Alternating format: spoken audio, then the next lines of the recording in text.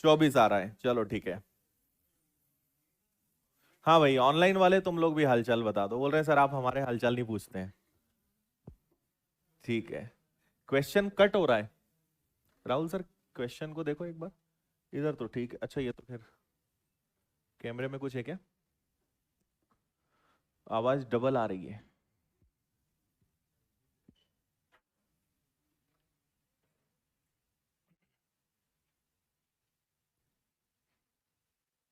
चलो देखिए, कल मैंने आपको ये वाला क्वेश्चन बताया था। इसमें आपको जो करना है, राम और श्याम के पास समान लंबाई की भिन्न मोटाई की एक मोमबत्ती है। राम की मोमबत्ती 3 घंटे में जल जाती है, श्याम की 4 घंटे में। दोनों दोपहर 2 बजे एक साथ जलाते हैं। तो किस समय राम की मोमबत्ती की लंबाई श्याम की मोमबत्ती की लंबाई की आधी होगी, है ना? राम की जो मोमबत्ती है वो श्याम की आधी होगी, मतलब अनुपात 1:2 होना चाहिए। यही मतलब निकलेगा क्या? श्याम की हाफ होनी चाहिए। चलो अच्छी बात है। तो आप ये देखिए कि राम के पास जो मोमबत्ती है वो 3 घंटे में जल जाती है, और श्याम के पास जो मोमबत्ती है वो 4 घंटे में जल जाती है। तो मैंने कहा था और आपसे प्रश्न में क्लियर कहा है कि दोनों के पास जो मोमबत्ती है उसकी लंबाई कैसी है? समान है। लंबाई अगर समान है तो आप इनका एलसीएम लेंगे। इनका एलसीएम आप 12 ले लें। तो मान लो कि मोमबत्ती 12 सेंटीमीटर की है। 12 हो 24 हो कुछ भी लो, आंसर सेम आएगा। इसके बाद हम ये निकालते हैं कि यहां पे मोमबत्ती किस रफ्तार से जल रही है ना? तो 12 सेंटीमीटर लंबी जो मोमबत्ती है वो 3 घंटे में जलती है। इसका मतलब क्या हुआ? इसकी स्पीड है 4 सेंटीमीटर प्रति घंटे, है ना? और ये वाली भी 12 सेंटीमीटर लंबी मोमबत्ती 4 घंटे में जलती है। इसकी स्पीड है 3 सेंटीमीटर प्रति घंटे। चलो अब देखो, दोनों की जो ये राम की मोमबत्ती हो गई, एक श्याम की हो गई, दोनों की मोमबत्ती 12-12 है ना? आगे आपसे यहां पे क्या कहा गया है? कितने घंटे 2 बजे एक साथ जलाते हैं। चलो वो बात की बात है। इसकी मोमबत्ती 4 की स्पीड से कितने घंटे तक जले, और ये वाली मोमबत्ती 3 की स्पीड से कितने घंटे जले, कि राम की मोमबत्ती की लंबाई श्याम की आधी हो जाए। यही मतलब है। तो ये आ जाएगा 1, ये आ जाएगा आपका 2। ऐसे ही करेंगे। चलो इधर आप गुणा करोगे तो ये हो जाएगा 24। 24 में से 12 जाएगा तो 12 ही बचेगा, है ना? और इधर आप देखेंगे तो ये हो जाएगा 8। ठीक है, और ये कितना हो जाएगा आपका 6। ठीक है ना? 4 8 और 3, हाँ ठीक है। ये आ जाएगा आपका 5h बराबर 12। तो h बराबर आएगा 12/5। इसको दशमलव में मत लाना। ये चीज आपको मैं समय दूरी सॉरी समय हाँ समय दूरी चाल वाले चैप्टर में बताऊंगा। फिर भी आप याद रखें कि समय को कभी दशमलव में ना लाएं, समय को हमेशा भिन्न में लाएं, फ्रैक्शन में लाएं। 12 में 5 का भाग दिया तो 5 दूनी 10, बचेगा 2/5। तो 2 सही 2/5 घंटे बाद दोनों मोमबत्तियों का जो रेशो है वो ये हो जाएगा। लेकिन 2 घंटे तो समझ में आता है, 2/5 का मतलब क्या माना जाएगा? तो 2 घंटे प्लस 2/5 को हम मिनट्स में बदलेंगे, है ना? तो इसको आप कन्वर्ट कर दोगे 12 बार, 12 दूनी 24। तो ये जो 2 सही 2/5 दिख रहा है, ये वास्तव में 2 घंटे 24 मिनट है ना? 2 घंटे 24 मिनट बाद उनका अनुपात 1 और 2 होगा। लेकिन दोनों मोमबत्तियां जलना कितने बजे शुरू हुई थी? 2 बजे। तो 2 बजे के 2 घंटे 24 मिनट बाद, मतलब फाइनल आंसर जो आपका आना चाहिए वो क्या आना चाहिए? 4:24, मतलब ऑप्शन बी। ये आंसर आएगा। आया क्या समझ में? बोलो जल्दी। तो बना क्यों नहीं था फिर जब समझ में आ गया तो? 2:24 आ गया था। कोशिश नहीं करी होगी आप लोगों ने, है ना? सही सही बताओ। मम्मी की कसम खिलाऊं? हाँ, नहीं देखा ना? क्यों नहीं देखा? काम रहते हैं। बेरोजगारों के पास पढ़ने के अलावा कौन सा काम होता है? हाँ? क्या?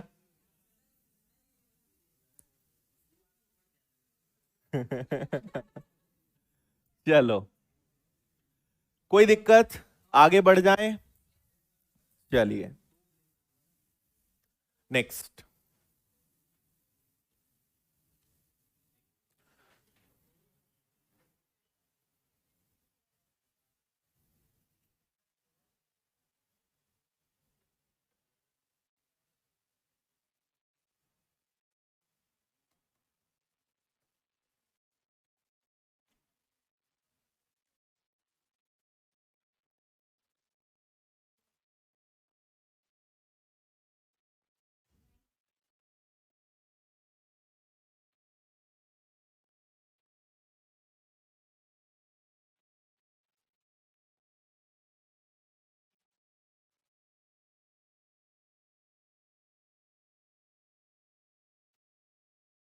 हम्म।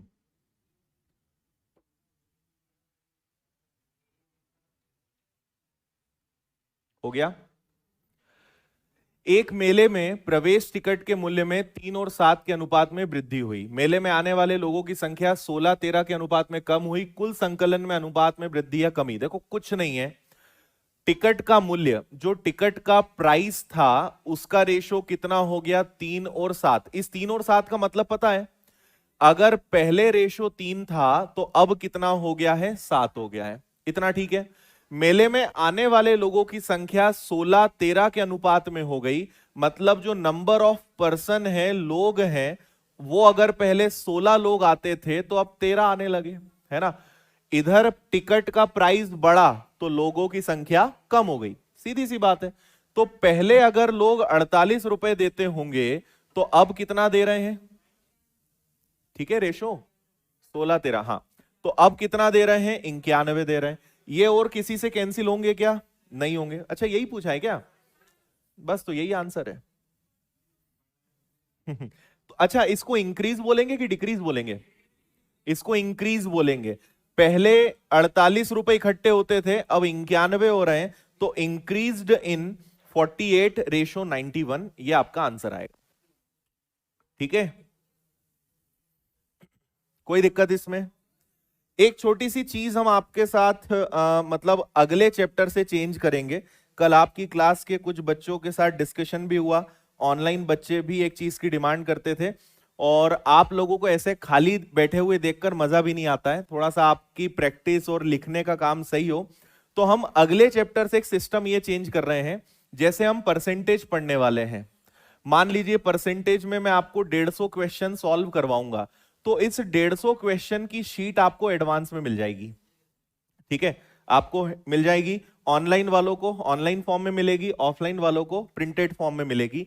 तो आपको ये शीट मिल जाएगी, इस शीट को आप लेकर अपने पास रखेंगे, है ना।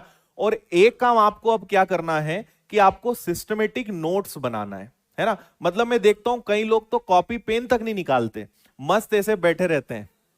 हाँ सर, अगला चलने दो सर, बढ़िया, है ना। कई लोग ऐसे मैंने देखे हैं। तो ऐसा पढ़ने में आपको समझ में तो सब आएगा, लेकिन मतलब समझ में भी आएगा, मजा भी आएगा, लेकिन बाहर जाके कुछ भी याद नहीं रहेगा, है ना। आपको रिवीजन करने को कुछ नहीं मिलेगा। तो एक बात ये हो जाएगा। दूसरा उससे फायदा ये होगा कि जो क्वेश्चंस आने वाले हैं वो आप थोड़ा सा पहले पढ़ के आओगे, देख कर आओगे, तो ज्यादा समझ में आएगा। क्योंकि एक समस्या क्या है, क्वेश्चन लिखने में टाइम बहुत वेस्ट होता है। तो आपको अगर मैं स्कूल जैसा कहूंगा कि चलो भैया इसको लिख लो, फिर मैं खड़े रहूं, फिर कोई बोलेगा सर 2 मिनट, एक आखिरी की लाइन और बची है ना, तो मजा नहीं आएगा उसमें।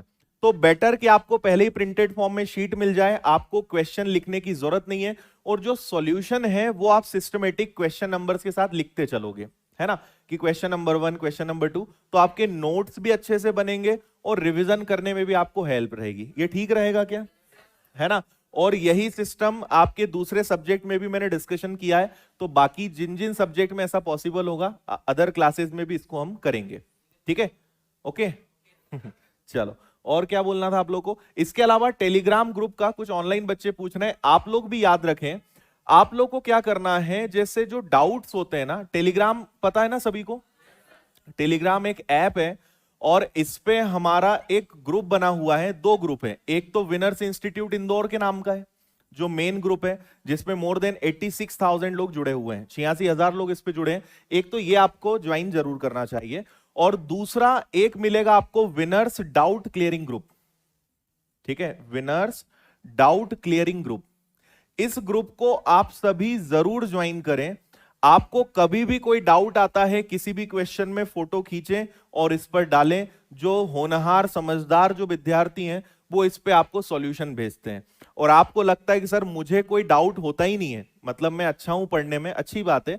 तो आप क्या कर सकते हो कि आप लोगों के डाउट्स क्लियर कर सकते हो, है ना। क्योंकि एक बात आप समझना, डाउट क्लियरिंग, लोगों के डाउट बताना एक बहुत अच्छी आदत होती है। क्यों?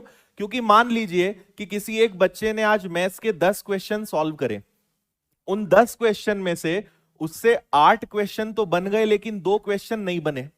ठीक है, तो अगर उसने 2 क्वेश्चन उस ग्रुप पे पूछे हैं, या उसने 2 क्वेश्चन वहां पे पूछे हैं और आपने वो बता दिए, तो आपने बताए 2 क्वेश्चन है, लेकिन आपके सॉल्व कितने हो गए? 10, क्योंकि जो उससे बना वो तो आपसे भी बन जाता है ना। और जिसमें वो फंसा, अगर आपने वो कर दिया तो आपकी मेहनत उससे ज्यादा हो गई, है ना। और मेन हमेशा आप देखना, नॉर्मल क्वेश्चन सब कर लेते हैं, जो डाउटफुल होते हैं वो बताने में आपके अंदर ही इंप्रूवमेंट होता है ना। और उस पे दिन भर बहुत सारे अच्छे अच्छे प्रश्न आते हैं, अच्छे लेवल के क्वेश्चंस आते हैं, तो आप वहां पे डाउट जरूर दूर किया करो, है ना। या तो आप वहां पे डाउट पूछ भी सकते हो, और नहीं तो आप दूसरों के डाउट्स क्लियर भी कर सकते हो। बहुत अच्छा काम है वो, और वो सभी लोग कर सकते हैं। उसमें हर लेवल के क्वेश्चंस आपको मिलेंगे, है ना। टेलीग्राम पे आप जाइएगा, सर्च कीजिएगा विनर्स डाउट क्लियरिंग ग्रुप। लगभग 6000 बच्चों का ये ग्रुप है, इस पे आप ज्वाइन कर लेना। कौन से?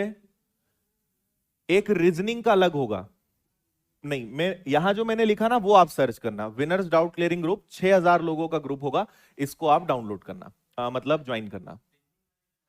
और एक रीजनिंग का भी है, वो सर्च करोगे तो उसी में लिंक मिल जाएगी कि रीजनिंग का ग्रुप अलग है। हाँ, आप देखो ऑनलाइन वाले बच्चे पूछ रहे हैं जो पीडीएफ मिलेगी वो डाउनलोड होगी कि नहीं? आराम से डाउनलोड हो जाएगी, आप उसको डाउनलोड करके प्रिंट आउट खुद भी निकाल सकते हो। आप भी अगर ऑनलाइन पढ़ रहे हो तो प्रिंट आउट निकाल के रख लो, और उसको आप साथ ही साथ पढ़ सकते हो, तो सेम ऑफलाइन जैसा सिस्टम आपका भी बन जाएगा, ठीक है। मंडे से हम लोग परसेंटेज चैप्टर स्टार्ट करेंगे, कल हमारा रेशो खत्म हो जाएगा, मंडे स्टार्ट करेंगे। चैप्टर खत्म होने के बाद आपको class study sheet, practice sheet और इसके टेस्ट, ये 3 चीजें आपको मिलेंगी। फिर मंडे से हम प्रैक्टिस परसेंटेज चैप्टर स्टार्ट करेंगे, और परसेंटेज में आपको सारी शीट में सारी शीट से मतलब जो हम पूरे 150 क्वेश्चन करने वाले हैं वो शीट आपको एडवांस में पहले मिल जाएगी, ठीक है। तो आपके लिए फिर नोट्स बनाना थोड़ा सा इजी हो जाएगा, पढ़ने में भी अच्छा रहेगा। ओके, क्या नोट्स पे गिफ्ट? अच्छा, वो पुराना सिस्टम, करते हैं, उसको भी करते हैं। चलिए आगे बढ़े, कुछ बोल रहे हैं कोई? नहीं? टाइमिंग क्या? अरे बोला, पूरा बोला करो, ऐसे बोल के गायब कौन होता है? ये ढूंढते ही रह जाओ कौन बोल रहा है। हाँ, नींद आती है, सो लिया करो ना।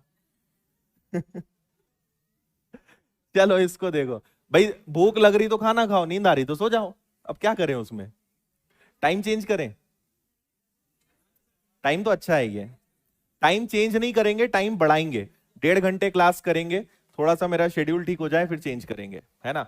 बाकी आप यहां ध्यान दें। और एक और ऑफलाइन वालों को मैं एक चीज बोल रहा हूं, आपकी मैं अटेंडेंस या ऐसा कुछ सिस्टम प्लान कर रहा हूं ताकि आप रेगुलर रहें, क्योंकि देखो फ्री की चीज फ्री की होती है ना। और फ्री की कभी कदर इंसान नहीं करता है, ये मुझसे अच्छा कोई नहीं समझ सकता, है ना। और ये आप भी समझोगे। तो मैं एक चीज करने वाला हूं कि जो बच्चे रेगुलर हैं, या इसको अपनी भाषा में अम्मोस पुन्नम आना बोलते हैं, अम्मोस पुन्नम समझते हो, आज आ गए, आज तो भूख लग रही यार, घर चलते हैं, आज नहीं पढ़ाई करते, फिर किसी दिन अचानक कोई भूत आया शरीर में, आज बैठ के पढ़ लेते हैं, मैथ्स अच्छा करना पड़ेगा। तो ऐसे जितने भी पापी लोग हैं जो कभी आ रहे कभी नहीं आ रहे, ऑनलाइन में भी, है ना, आप ध्यान रखिए, मैं आपको अलाउ नहीं करूंगा आपकी अटेंडेंस का। वैसे मेरी एक आदत बहुत अच्छी है, 2 चीजें मेरे अंदर क्वालिटी है, एक तो मुझे चेहरा पढ़ना आता है, और दूसरा मुझे चेहरे याद भी रहते हैं, है ना। आप थोड़े दिन बाद देख लेना, मैं आराम से बता दूंगा भाई तुम 10 दिन बाद आ रहे हो, ये पुराने जो ऑफलाइन वाले बच्चे उन्हें पता होगा, तो मैं भगा दूंगा ऐसे बच्चों को। क्योंकि जब आपको, या तो फिर आप 8-10 हजार फीस दो और फिर भले मत आओ, कोई दिक्कत नहीं, पर ऐसा होगा ही नहीं अगर फीस दोगे तो, क्योंकि आपने फीस नहीं दी है ना। मस्त पढ़ने को मिल रहा है, तो कभी पढ़ लिया कभी नहीं पढ़ लिया, तो ऐसे सभी बच्चों को मैं भगा दूंगा। तो या तो आप रेगुलर रहिए, और नहीं तो फिर आप आना बंद कर दीजिए, दूसरे बच्चों को मौका देंगे, दूसरे बच्चे जो पढ़ना चाहते हैं उन्हें वो मौका देंगे। तो आपको एक बार अच्छे से आसान भाषा में चेतावनी दे रहा हूं, फिर आप जिस भाषा में समझेंगे उस भाषा में मैं आपको समझाऊंगा, है ना। कल पीछे थोड़ा सा खाली था, आज पीछे वाले, आज मौसम अच्छा था तो ये आके बैठ गए, कल गर्मी पड़ेगी निकल लेंगे, भूख लगेगी आज तो घर चलेंगे, तो मैं छोड़ूंगा नहीं तुमको।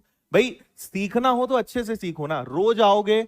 ऑनलाइन वालों के लिए भी ये नियम है, अगर रोज पढ़ोगे तो समझ में आएगा, कभी आ गए कभी नहीं आए, कभी पढ़ लिया कभी नहीं पढ़ लिया, कोई मतलब नहीं है इससे, ठीक है। तो अगर कोई सुविधा मिली है, हमारे देश में सबसे बड़ी समस्या क्या है कि यहां पे लोगों को फायदा उठाना नहीं आता, है ना। सुविधा नहीं मिलेगी ना तो हमारे भारतीय लोग रोते हैं कि हमें ये नहीं मिला, हमें वो नहीं मिला, और जब मिल जाती है ना तो उसका फायदा उठाते ही नहीं आता। जब तक कोई चीज नहीं मिलती तब तक चाहत रहती कि वो मिल जाए, मिलने के बाद उसकी कदर ही नहीं करते, है ना। तो ये हमारे देश का दुर्भाग्य है, लेकिन यहां पे मैं ऐसा नहीं चलने दूंगा, मैं भगा दूंगा। ठीक है, चलो इसको पढ़ो सब लोग।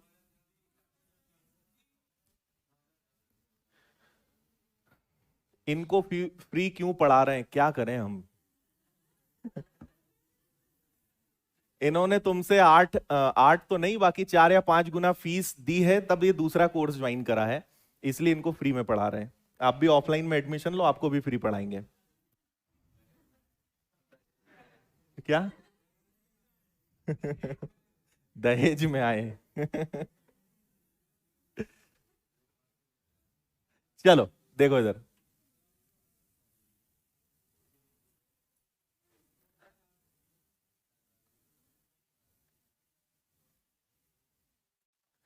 आया क्या आंसर? एकदम सेम क्वेश्चन है, इसमें बस रुपए में और इन्वॉल्वमेंट हो गया है। यदि 8:11 के अनुपात में टिकट के मूल्य में वृद्धि की जाती है तो बेचे गए टिकटों की संख्या 23 और 11 अनुपात से गिरावट आती है। राजस्व में हुई वृद्धि क्या है अगर टिकट के मूल्य में वृद्धि से पहले राजस्व 36,800 था? कुछ नहीं है, टिकट का जो प्राइस है वो 8 से क्या हो गया 11, तो संख्या जो है वो क्या हो गई 23 से 21 हो गई। ये प्राइस है और ये संख्या है टिकट्स की। 8 रुपए की 23 टिकट पहले बिक जाती थी, तो ये आ जाएगा 4, कैरी हो जाएगा 2, 16 और 2 184 आएगा, और ये आ जाएगा 132 231 आ जाएगा, है ना। अब ये बताओ, ये पुराना रेवेन्यू कलेक्शन है, पहले इतनी फीस आती थी, अब इतनी फीस आ रही है ना, या इतना अमाउंट कलेक्ट हो रहा है, तो यहां वृद्धि हुई या कमी हुई? वृद्धि हुई। हालांकि आपसे बोला है पुराना राजस्व, पुराना जो रेवेन्यू कलेक्शन है वो कितना था 36,800 था, तो 36,800 अगर 184 के बराबर है, भाई ये भी पुराना राजस्व, ये भी पुराना, तो नया वाला कितना, तो 231 से गुणा करेंगे।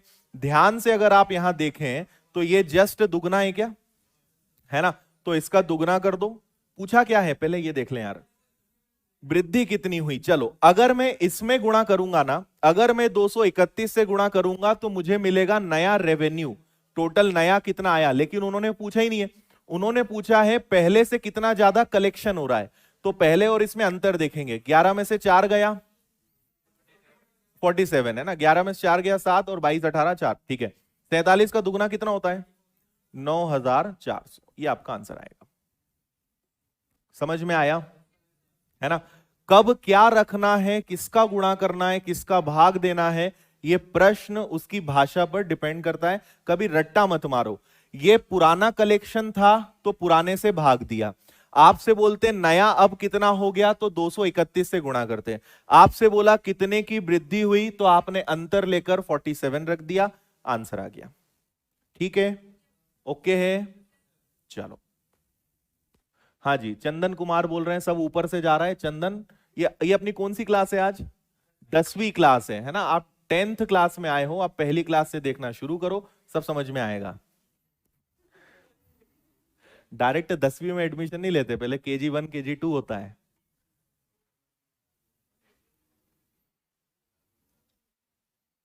आज का सबसे आसान प्रश्न,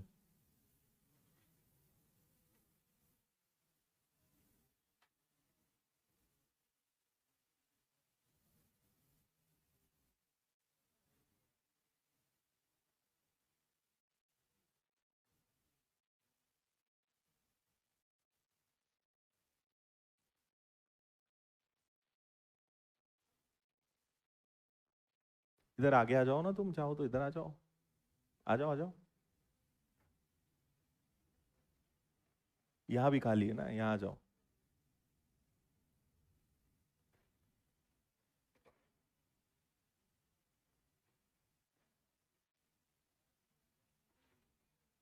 अब आप इधर भी बैठ सकते हो, यहां भी दिखने की दिक्कत नहीं आएगी अब, है ना। चलो पढ़ लिया क्या?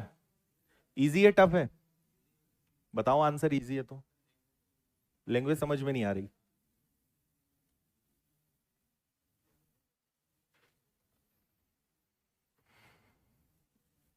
ओके अमित कुमार,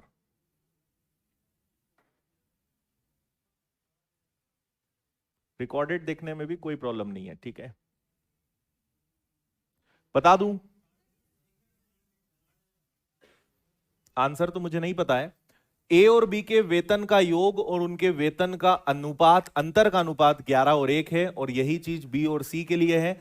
ए का वेतन सबसे ज्यादा है, सी का वेतन सबसे कम है। बी का वेतन क्या है, दिया गया है कुल वेतन 1,82,000, है ना।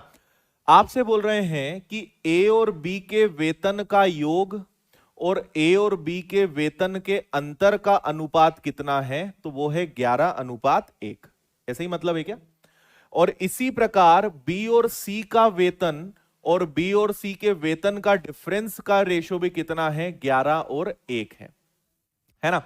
मुझे बताओ कोई सी संख्या, आप हिट एंड ट्रायल थोड़ा मारो, सोचो ऐसी कौन सी संख्या है जिनको जोड़ने पर 11 और अंतर 1 आए। 6 और, अरे अंतर 1 लाना है, 10 और 1 कहां से, 10 और 1 का अंतर 9 होता है। तो ये क्या हो सकता है, 6 और 5 और 6 और 5, यही होगा ना भाई। 6 और 5 अगर होगा तो 6 और 5 11, 6 और 5 का अंतर 1। अच्छा यहां भी 11:1 है, तो ये भी 6 और 5, ये भी 6 और 5 होगा। तो मुझे एक बात पता चल गई कि ए और बी का रेशो है 6 और 5, और बी और सी का रेशो भी कितना है, 6 और 5। तो इनको 1 बना लो, इधर 5 ले लो, इधर 6 ले लो, ये आ गया 36, ये आ गया 30, ये आ गया 25। यही उन्होंने कहा था, ए का वेतन सबसे ज्यादा है, बी का वेतन सबसे कम है। अच्छा कुल वेतन कितना है, 1,82,000। तो सबसे डिवाइड कर दो, 3 3 6 9, 91 आएगा क्या, इनका योग 91 आएगा। 91 का ये कितना गुना है, दुगना है। ध्यान से देखो, तो ये 2000 बार कैंसिल होगा। तो 1 की वैल्यू कितनी आ गई, 2000। आपसे किसके बारे में पूछा है, बी के बारे में। बी का रेशो मतलब कितना हो गया, 30, ठीक है। तो 30 से कैंसिल करोगे तो कितना आ जाएगा, मतलब मल्टीप्लाई करोगे तो कितना आ जाएगा, 60,000। ये बी का वेतन आ गया, बी आंसर है इसका। आसान एकदम।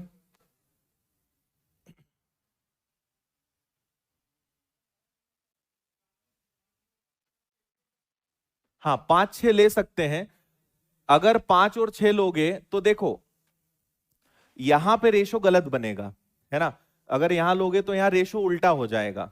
और उन्होंने कहा है कि ए का ज्यादा होना चाहिए, सी का कम, मतलब ए की वैल्यू बड़ी आएगी, सी की छोटी आएगी। इसलिए ए को बड़ा, बी को छोटा, बी को बड़ा, सी को छोटा। बड़े आगे। नहीं नहीं, यहां और इनसे कोई मतलब नहीं है यहाँ पे। नेक्स्ट।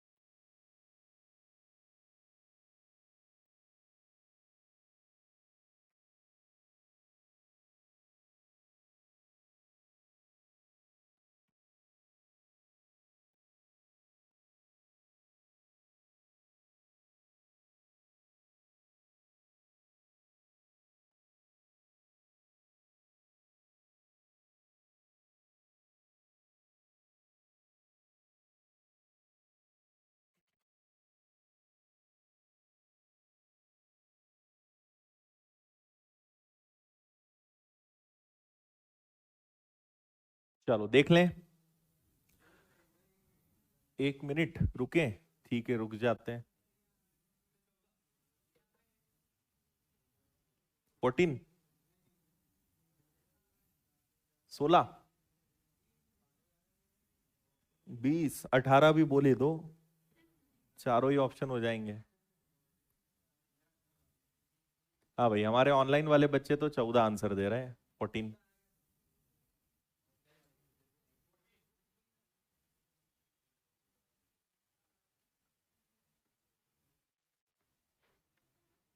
देखिए 3 अलग अलग डिब्बे हैं जिनकी क्षमता है, इसमें 24 किलो गेहूं है ना, इसमें 36 किलो है, और इस वाले में 84 है ना। तीन तरह के गेहूं एबीसी से भरे हुए हैं। ये ए क्वालिटी का गेहूं है, ये बी है और ये सी है ना। तीनों को हमने मिला दिया। तीनों प्रकार के गेहूं को अच्छे से मिलाने के बाद तीनों डिब्बे में हमने वापस भर दिया। तीसरे डिब्बे में ए वाला गेहूं कितना होगा, है ना। तीसरे डिब्बे में ए वाला गेहूं, पहले तो ये बताओ कि टोटल गेहूं कितना है। सबका टोटल करोगे तो 24 प्लस 36 प्लस 84, है ना। इसमें से 24 ए वाला गेहूं लेना है, जिसको लेना है वो हम ऊपर रखेंगे। और कौन से डिब्बे में चेक करना है, 84 वाले में, तो 84 से गुणा कर देंगे, इतना सा काम है। इन तीनों में से 24 वाला इस वाले डब्बे में कितना जाएगा। तीसरा डब्बा जो है सी वाला, उसकी क्षमता 84 है, तो 84 वाले बॉक्स के अंदर ये 24 वाला कितना जाएगा। तो 24 ऊपर रखोगे, टोटल नीचे रखोगे, और जिस डिब्बे को लेना है, बी बोलते तो 36 रखते, ए बोलते तो 24 ही रखते, है ना। इसको आपको अब सॉल्व करना है। तो ये आ जाएगा आपका 24, इनका टोटल कितना आ जाएगा, हाँ 144, और गुणा किसका करना है, 84 का। 24 के पहाड़े में ये आता है क्या, 6 बार आता है ना। और 6 से इसको मल्टीप्लाई कर दोगे तो 14 आ जाएगा। तो तीसरे डब्बे में ए क्वालिटी वाला जो गेहूं है वो कितना जाएगा, 14 केजी जाएगा। ये एकदम सही आंसर है, ठीक है। एक बार और मैं बता देता हूं, आपसे कहा है ए वाला जो गेहूं है वो टोटल का कितना है ये देखोगे, और जिस बॉक्स में जाना है, सी बोलेंगे तो सी, बी बोलेंगे तो बी, ए बोलेंगे तो ए, है ना, ये रखना है। बी वाला गेहूं बोलते कि बी वाला सी में कितना जाएगा, तो बी मतलब 36 यहां रखते और 84 यहीं के यहीं रहता। बी वाला गेहूं ए में कितना जाएगा, तो ये तो 36 ही रहता, ए में कितना, तो यहां पे आप 24 रखते। ऐसे आपको बस उलट पुलट करना है। आया समझ में। नेक्स्ट,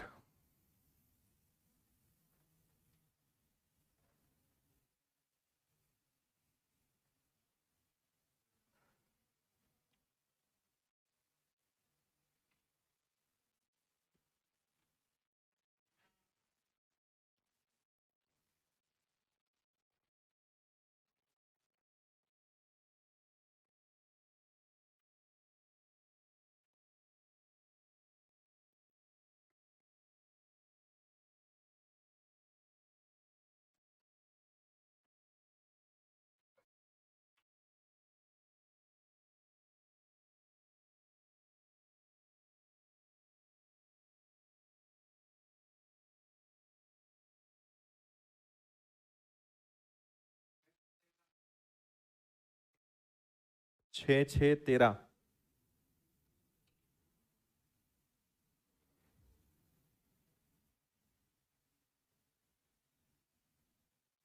एक एक 2,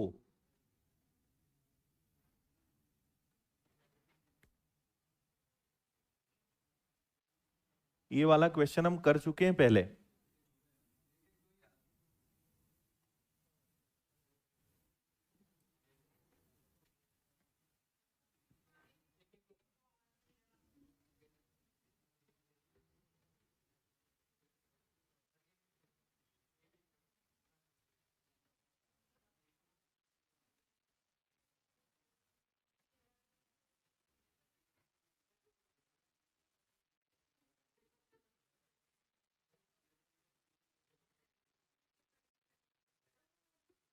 हो गया, देखें, समझना। किसी भंडार घर में रखे नारंगी मतलब ऑरेंज, पाइनएप्पल और मिक्स्ड फ्रूट के जूस के बॉक्स रखे हुए, रस के डिब्बों की संख्या का अनुपात। तो ऑरेंज जूस के कितने बॉक्स हैं, 8। पाइनएप्पल के कितने हैं, 9। और मिक्स्ड फ्रूट के कितने हैं, 15। इतना ठीक है। नारंगी अनानास मिश्रित फलों के रसों के क्रमशः 25%, 33.33% एंड 20% बिक्री हो गई। बचे हुए का रेशो बताओ। मुझे एक बात बताइए, 25% का मतलब क्या होता है, 1/4, है ना। 33.33% का मतलब क्या होता है, 1/3। ये सब परसेंटेज में हम सीखेंगे बस, है ना। 20% का मतलब क्या होता है, 1/5। इनका मतलब पता है क्या है, 1/4 का मतलब होता है कि अगर आपके पास 4 चीजें हैं तो एक बिक गई, है ना। 4 में से एक बिक गई तो बची कितनी? 3/4। 3 में से एक की सेल हो गई तो बचा कितना? 2/3। 5 में से एक गया तो बचा कितना? 4/5। ठीक है, अगर ये कैंसिल हो रहे हैं तो कर दो। 4 से कैंसिल हो जाएगा 2 बार तो ये बन जाएगा 6। 3 से ये भी कैंसिल हो जाएगा 3 बार तो बन जाएगा 6। 5 से ये कैंसिल हो जाएगा 3 बार तो बन जाएगा 12। क्या ये और कैंसिल हो सकता है? बिल्कुल हो सकता है। तो ये कितनी बार हो जाएगा? 1 1 2, ये आपका आंसर है। ऐसा हमने क्वेश्चन शुरुआत की क्लासेस में किया था। और आपको मैं याद भी दिलाता हूं कौन सा क्वेश्चन था। एक क्वेश्चन मैंने बताया था कि भोजन, शिक्षा और किराए पे खर्च का अनुपात, याद है? दूसरी या तीसरी क्लास में आपको करवाया था।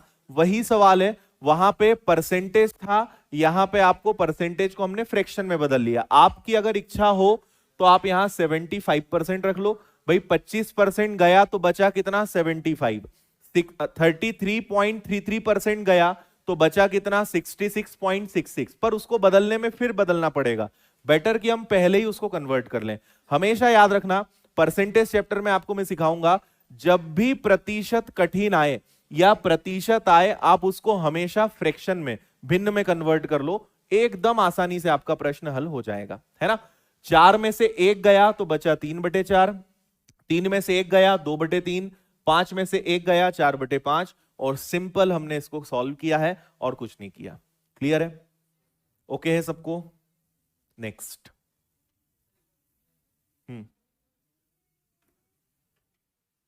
जल्दी बोलो।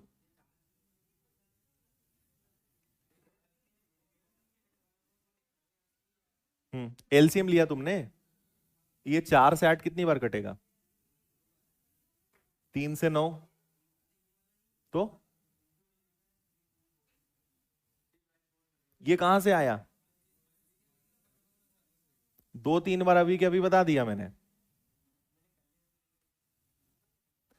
4 में से एक घटाओ, ये 3/4 है। किसी बुजुर्ग, जो बुजुर्ग लोगों ने सही कहावत बना के गए ना, रामायण खत्म हो गई और आखिरी में पता ही नहीं सीता और राम कौन थे। करो जल्दी इसको।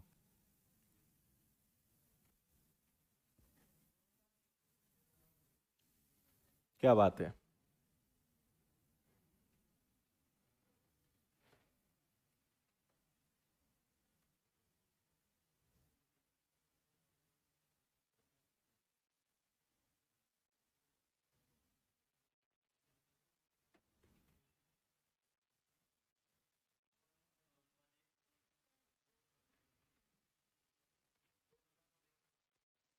देखो, एक चैप्टर अगर आपने पढ़ा है जिसका नाम है हिंदी में मिश्रण और इंग्लिश में इसको बोलते हैं मिक्सचर एंड एलिगेशन, है ना। जब ये चैप्टर आप पढ़ेंगे तब आपको समझ में आएगा कि इस चैप्टर की ट्रिक को हम कई जगह यूज करते हैं, है ना। ये आपके रेशो हो, परसेंटेज हो, सिंपल इंटरेस्ट हो, टाइम एंड वर्क हो, ये हर जगह लगता है। तो जब भी ये चैप्टर पढ़ेंगे तब मैं आपको बताऊंगा। लेकिन यहां पे आप अभी फिलहाल समझ लो मिश्रण का नियम क्या होता है। एक दो कक्षाएं हैं ए और बी, उनके बच्चों को मिलाया गया। औसत अंक 25 और 40 हैं और सबका 30 है। देखो, कक्षा ए के बच्चों के एवरेज मार्क्स हैं 25, बी के बच्चों के एवरेज मार्क्स हैं 40। और जब आपने इन सबको कंबाइंड कर दिया तो ओवरऑल क्लास के एवरेज मार्क्स कितने आए? 30। ठीक है, तो ये जो मैंने जिस पैटर्न में लिखा है ना, इस पैटर्न को बोलते हैं मिक्सचर एलिगेशन का पैटर्न। मतलब एक वैल्यू इस तरफ, एक वैल्यू इस तरफ, और बीच में हमेशा ओवरऑल या एवरेज वैल्यू रखी जाती है और क्रॉस में इसको घटाया जाता है ना। 25 और 30 का डिफरेंस कितना आएगा? 40 और 10 का डिफरेंस कितना आएगा? 10। 10 और 5 और शॉर्ट हो सकते हैं 2:1। और ये जो रेशो होता है ना, ये रेशो हमेशा क्वांटिटी का या नंबर का होता है। रेशो ऑफ इसको क्वांटिटी बोल सकते हो या रेशो ऑफ नंबर्स बोल सकते हो। तो ए और बी में लड़के लड़कियों का अनुपात कितना होगा? 2:1। ए इसका आंसर आएगा। अगर आपको कम समझ में आया है, आपको लग रहा है सर ये क्यों होता है, इसको मिक्सचर एलिगेशन में मैं आपको बताऊंगा, है ना। फिलहाल आप बस इतना समझें कि ये एक वैल्यू है, ये दूसरी वैल्यू है, और ये इन्हीं की ओवरऑल वैल्यू है, और इसको क्रॉस में घटाते हैं। 25-30 का डिफरेंस, 40-30 का डिफरेंस, और ये रेशो हमेशा उनकी क्वांटिटी का या उनकी संख्या का आता है, ये याद रखना। ठीक है, समझ में आया सभी को? नेक्स्ट।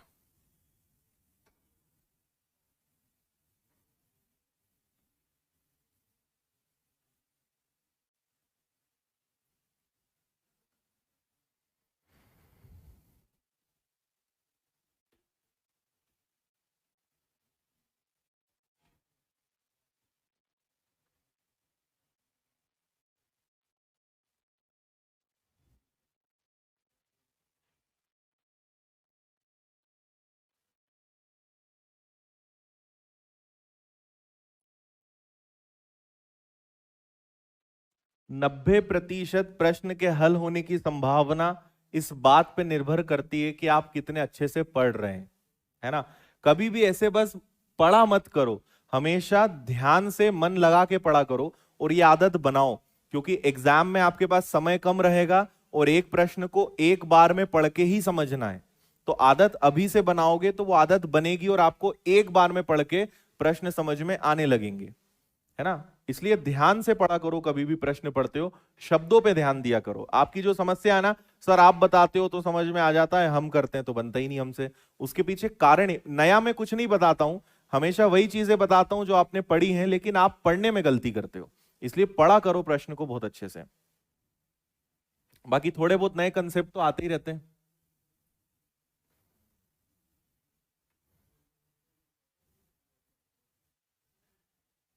ठीक है, देखिए, दो विद्यालय हैं ए और बी, जिनमें कुल 990 बच्चे हैं। ए में बच्चों का 5% में कमी हुई, बी में 14% की वृद्धि हुई, जिससे दोनों की संख्या समान हो गई। दोनों स्कूल्स के बच्चे जो हैं वो इक्वल हो गए। ए और बी में बच्चों की संख्या का अनुपात बताओ। अब सुनिएगा बात, दोनों स्कूल में कितने बच्चे हैं? 990। चलो एक बात हो गई। आपसे कहा है कि ए के विद्यालय में, अब ये थोड़ा सा परसेंटेज से मिक्स हो गया, मतलब ये जो कुछ क्वेश्चंस हैं परसेंटेज रेशो मिक्स है, इसलिए भी थोड़ा सा आपसे अभी कम बनने की संभावना है। आपको पता है प्रतिशत में हर चीज 100 होती है, अगर वृद्धि होगी तो प्लस, कमी होगा तो माइनस। स्कूल ए में 5% की कमी हो गई, मतलब स्कूल ए में कितने बच्चे बचे? हर चीज 100 होती है, 5% बच्चे कम हो गए तो कितने बचे? 95।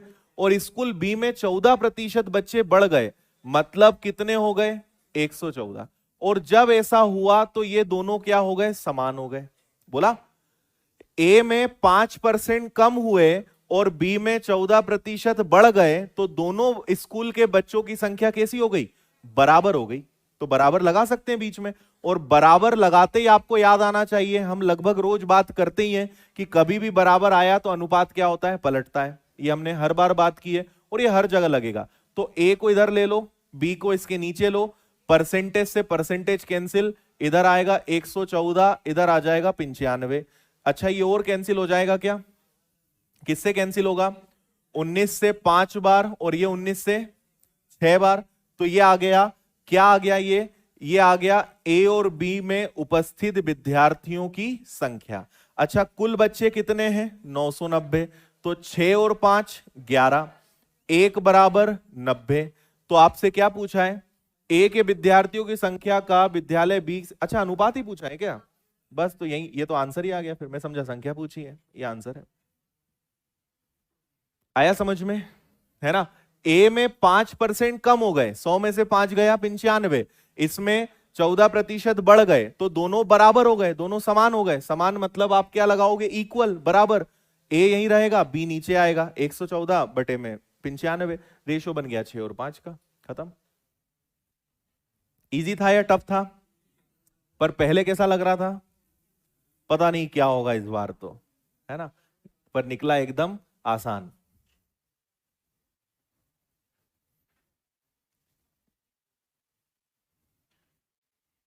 इसका आंसर तो आप में से बैठा हर बच्चा दे सकता है, इतना आसान प्रश्न है, और देना ही है आंसर इसका।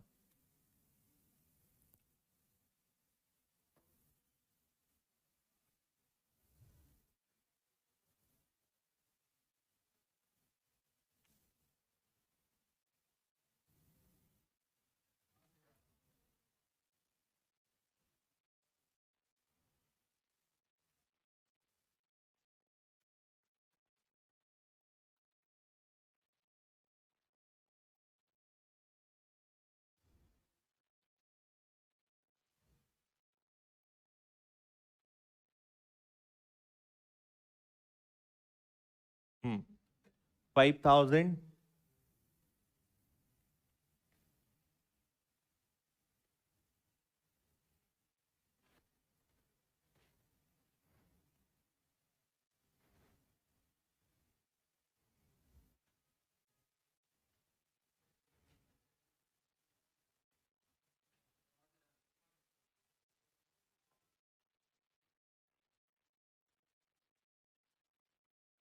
देखो, दो क्रमागत वर्षों की मेरी आय 2 और 3 अनुपात में है। एक ही व्यक्ति यहां पर है, उसकी इनकम का रेशो है ना।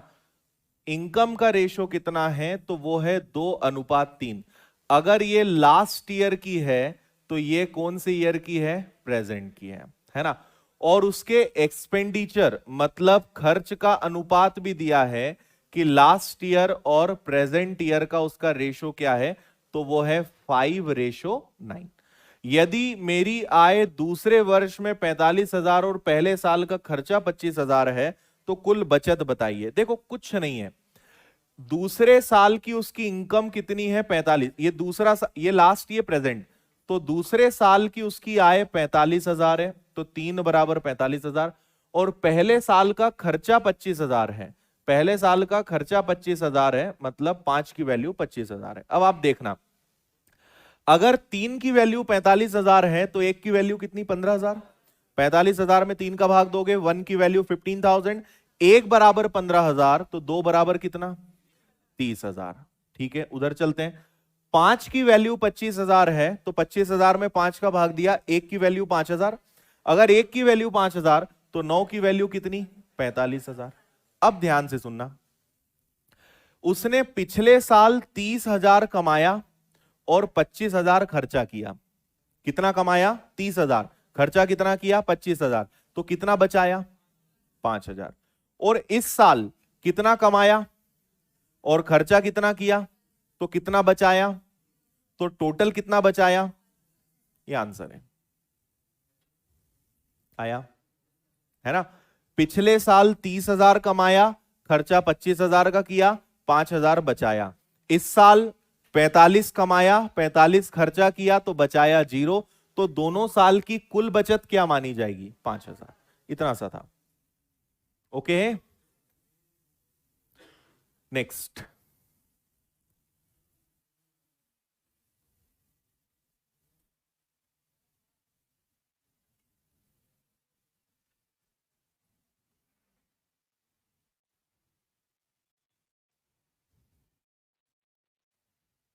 दो बार अच्छे से पढ़ना आप इसको, है ना, फिर मैं बताता हूं।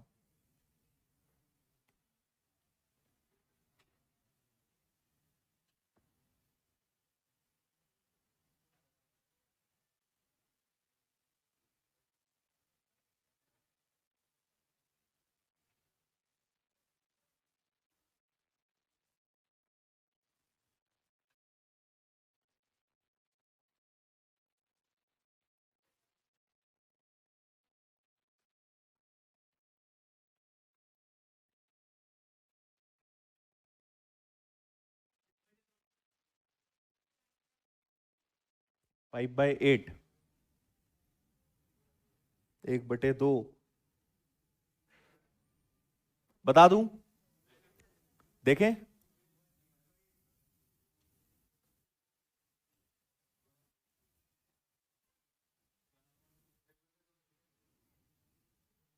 एक बटे दो और 5/8, दो ऑप्शन आ रहे हैं।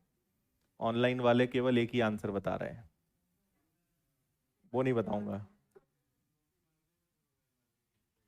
अच्छा ऑनलाइन में भी दो, अब दोनों ऑप्शन आ रहे हैं, 5/8 और 1/2। हम्म, देखें, सुनिए। एक कार्यालय में कर्मचारियों की कुल संख्या के 5/8 पुरुष हैं, ठीक है। आप पहले तो यह बताइए कि आपको क्या भिन्न की इतनी समझ है कि इस 5/8 का क्या मतलब होता है। कभी भी कोई भिन्न लिखा है, इसका हमेशा मतलब होता है कि जो नीचे है वो टोटल और जो ऊपर होता है वो उसी का एक पार्ट होता है ना। अगर उन्होंने बोला कि आपके कार्यालय में 2 प्रकार के लोग हैं, अगर पुरुष हैं तो महिला भी हैं, है ना। 5/8 पुरुष का मतलब यह है कि अगर टोटल कर्मचारी मान लीजिए 8 होंगे तो उसमें से पुरुष कितने होंगे 5, तो महिलाएं कितनी होंगी 3। ये इनडायरेक्ट मतलब निकलेगा 5/8 का। 8 में से 5 पुरुष हैं, 8 में से 5 पुरुष हैं तो महिलाएं कितनी हो गई 3। आगे बढ़ते हैं। अब पुरुषों में गैर तकनीकी श्रमिकों की संख्या 2/5 है, मतलब नॉन टेक्निकल लोग 2/5 है, और महिलाओं में 2/3 टेक्निकल हैं। कर्मचारियों की कुल संख्या का कितना हिस्सा तकनीकी कर्मचारी है? मुझे एक बात बताना, इन 5 लोगों में 2 प्रकार के लोग हैं, कुछ लोग टेक्निकल हैं और कुछ लोग नॉन टेक्निकल हैं, है ना? ये बताइए 2/5 का मतलब क्या हुआ? 5 में से 2 लोग कौन है? नॉन टेक्निकल है। तो अच्छी बात यह है कि यहां भी 5 है और वहां भी 2/5 है, मतलब 5 पुरुषों में से 2 लोग कैसे हैं? नॉन टेक्निकल हैं। तो टेक्निकल कितने होंगे? 3। अच्छा, अब महिलाओं में आ जाओ, तो महिलाओं में टेक्निकल और नॉन टेक्निकल ले लो। तो आपसे बोला है महिलाओं में 2/3 टेक्निकल हैं, महिलाएं वैसे भी 3 है, उसमें से 2 कैसी हैं? टेक्निकल हैं। तो 2 अगर टेक्निकल हैं तो 1 क्या होंगी? नॉन टेक्निकल होंगी। अच्छा जी, अब आपसे बोला है कुल संख्या का कितना हिस्सा तकनीकी कर्मचारी हैं। मुझे यह बताइए कि टोटल कर्मचारी कितने हैं? 8। और टोटल टेक्निकल लोग कितने हैं? टेक्निकल लोग कितने हैं? 5। तो टोटल टेक्निकल लोगों का फ्रैक्शन क्या बनेगा? बस इतना था। आया समझ में? है ना? एक बार और बता रहा हूं, सुन लो। मेन खेल है इस बात की समझ का कि 5/8 मतलब अगर टोटल लोग 8 हैं तो उसमें से पुरुष 5 है, महिलाएं 3 हैं। फिर बोला है पुरुषों में 2/5 नॉन टेक्निकल हैं। 2/5 नॉन टेक्निकल है मतलब 5 का 2/5, तो 5 का 2/5 2 ही आएगा। 5 में से 2 लोग नॉन टेक्निकल हैं तो 3 कैसे होंगे? टेक्निकल होंगे। महिलाओं में 2/3 टेक्निकल है, मतलब 3 में से 2 टेक्निकल हैं तो 1 क्या होंगी? Non technical. तो टोटल 8 कर्मचारियों में से टेक्निकल लोग कितने हैं? 5। 5/8। इतना सा काम था। ओके है? क्लियर यहां तक सभी को? चलो, तो एक क्वेश्चन आपको इसी प्रकार का होमवर्क में देते हैं, है ना? ये आप करके लाएंगे, और इस प्रकार के 2-3 क्वेश्चंस हैं जो अलग अलग थोड़े से भाषाओं में चेंज है, तो इनको हम कल करते हैं। कल इस चैप्टर को फिनिश करेंगे। ठीक है? क्लियर है? चलिए, तो बाकी कल मुलाकात होती है, कल फिनिश करते हैं, मंडे से नया टॉपिक शुरू करेंगे। जय हिंद, जय भारत, बोलिए भारत माता की। धन्यवाद।